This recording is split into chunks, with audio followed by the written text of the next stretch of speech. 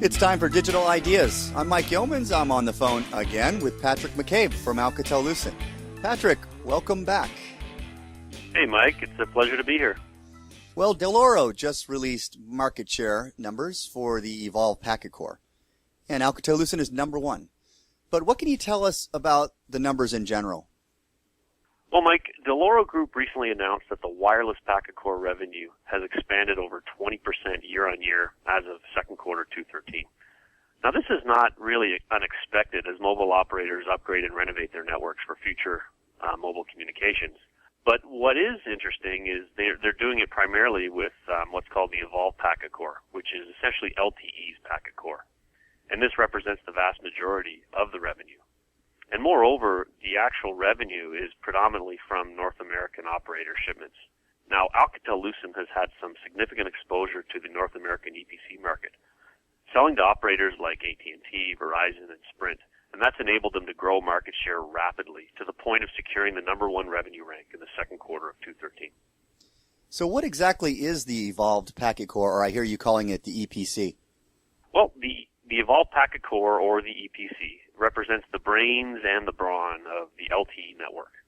It does a lot of the heavy lifting required to make it a success for mobile network operators. For scalability and efficiency purposes, for the first time, the packet core now, through the EPC, provides a distinct separation of the control or signaling plane from the user data plane. The control plane, or the brains, is represented by the entity called the Mobility Management Entity, or the MME for short. The user data plane, or the brawn, is represented by the serving gateway, or the S gateway, and the PDN gateway, or the P gateway. Now, in addition to the separation of the control from the user data plane, one of the key delivery constructs that's new with the EPC is what's called the bearer channel.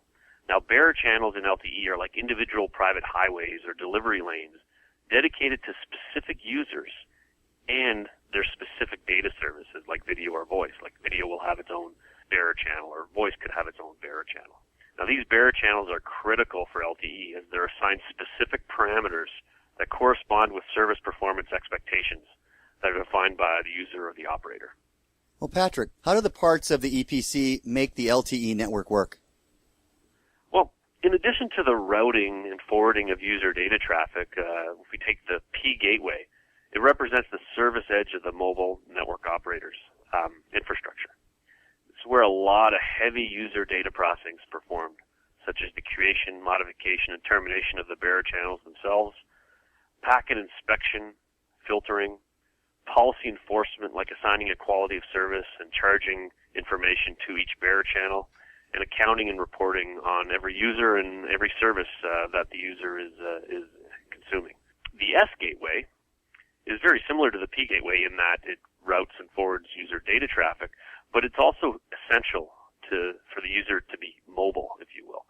Like the P gateway, it routes and forwards your user data traffic through the bearer channels, but it also represents the mobility anchor. Its job is to ensure that the user data traffic is continuously delivered even as the user changes location geographically.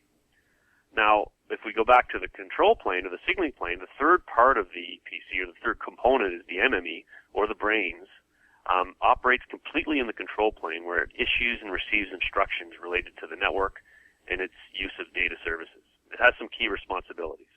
It assigns each user device to the proper network resources like the S gateway. It orchestrates the establishment of bearer channels in the network. And then it tracks each user's device and assigns and optimizes network resources as the user moves geographically. Patrick, you made some highly technical stuff seem pretty easy to understand. I really appreciate that. I know you've just authored an extensive blog on this topic, so you can learn more about that. You can find it on the Alcatel-Lucent website. You can also find a link to it in the description of this podcast. Patrick, thanks for your time today. My pleasure, Mike. Thank you very much. And that was Patrick McCabe from Alcatel-Lucent. This has been Digital Ideas, and thanks for tuning in.